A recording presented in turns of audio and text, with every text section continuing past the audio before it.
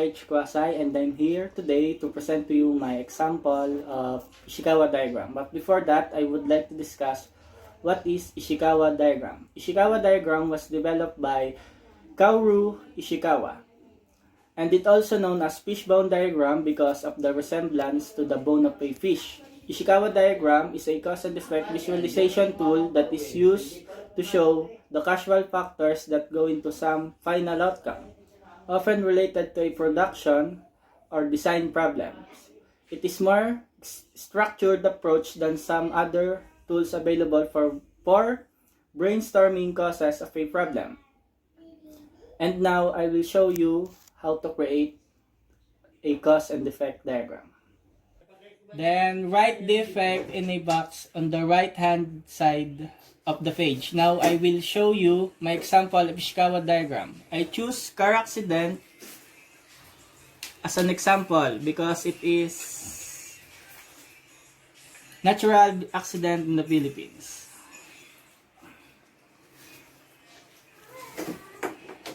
Then draw a horizontal line across the page.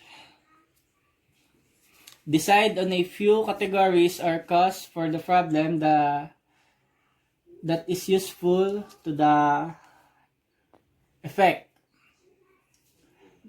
The useful categories of causes in my fishbone diagrams include method, manpower,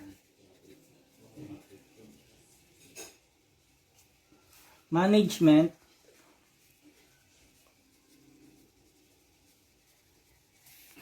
material,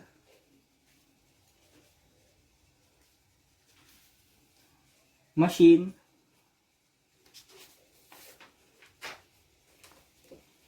and Mother Nature.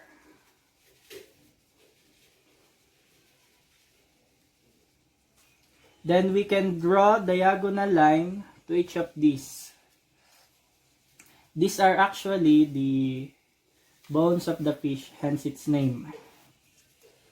The process of categorizing potential causes may be very useful to help break down complex problem and focus on it from various perspectives. So as you're looking at each of the categories, you want to generate a list of causes.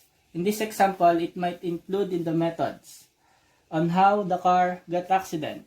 First, drunk driving.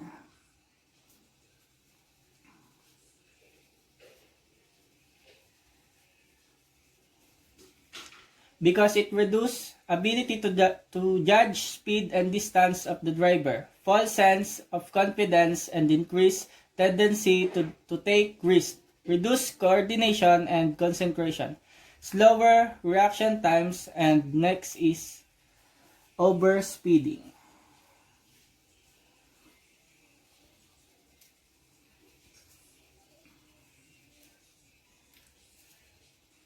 Because motorists often deal with a number of distractions and fast-paced traffic while driving, many find it easy to exceed the speed limit. However, speeding greatly increases the risk of causing a crash that results in serious injury or death. And last is driving while texting.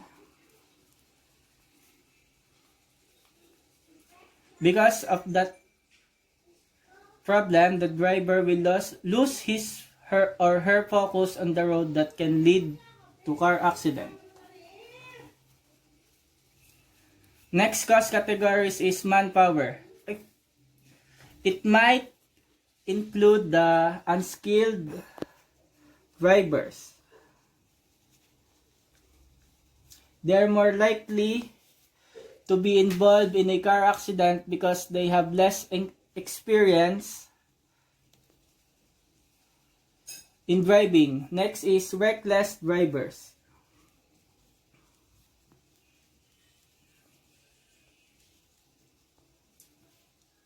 Because they commit doing major moving traffic violation that generally driving a vehicle with no regard for the safety of person or property. And last is careless pedestrians.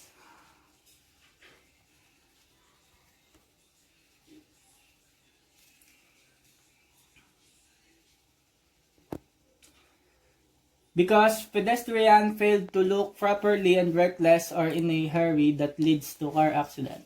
Next, move to management. Management might include potholes,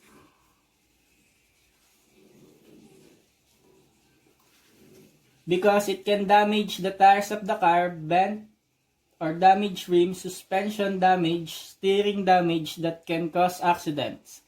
Then, next is poor road maintenance.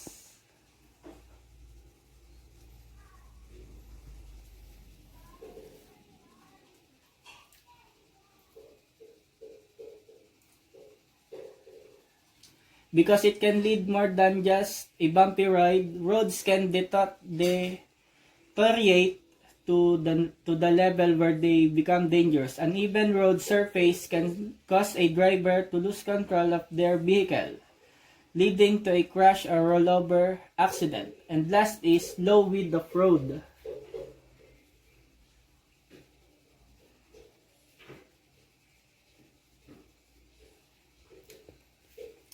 Some drivers do violation like counterflow and overtaking of road. Because of the narrow road, they can't avoid other car that leads to accident. The next category is Mother Nature. It might include rain. Rain actually causes your tires to lose traction when the road gets wet. The water mixes with the dirt on the asphalt, making it harder for your tires to hang on to the road. Simply put, rain makes everything slippery and puddles that can lead to car accidents. Next is fallen trees.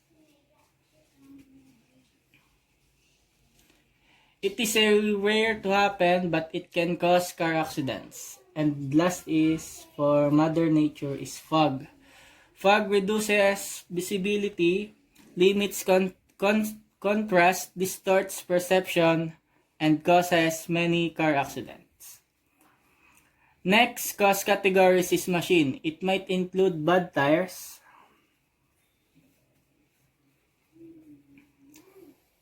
it is extremely dangerous to drive on worn, bald, and low tread tires. For example, when roads are wet, worn tires affect a car's ability to brake quickly and efficiently that leads to a car accident. Next is faulty brakes. Faulty brakes that works inefficiently increase the chance of car accident. And last is unexpected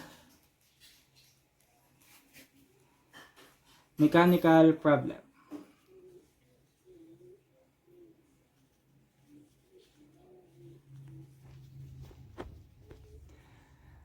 It cannot only leave you stranded, but it can also stall your car in the middle of the road, potentially causing a car accident. And last of the cost categories is material. It might include of lack safety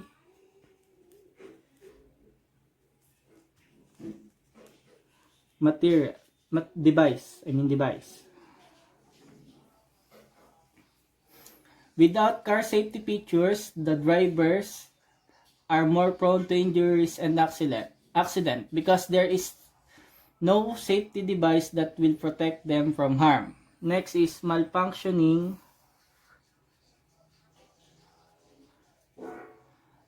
traffic lights.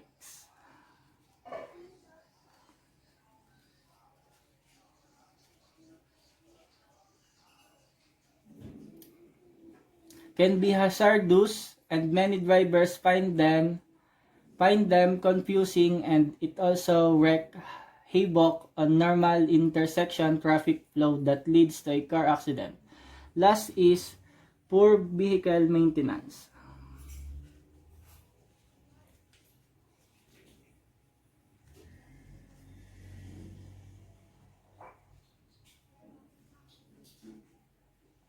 Could increase the chances of failure and malfunctioning of car and cause serious car accident. Next, figure out ways to fix these causes for each cause. Ask whether you know how to prevent it. If yes, mark it with C.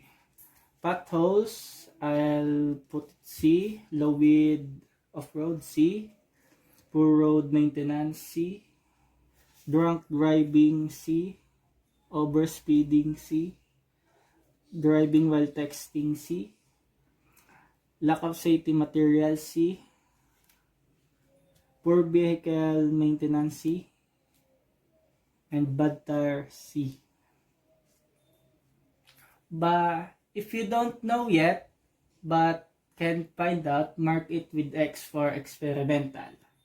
Unskilled driver X, reckless driver X, pedestrian, careless pedestrian X, rain X, fog X, faulty brakes X, malfunctioning traffic light X.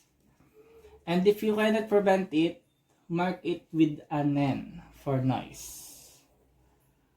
Unexpected mechanical breakdown and fallen trees N. With fishbone, you can always be sure you will find a way to solve it all. That's all. Thank you for watching my presentation.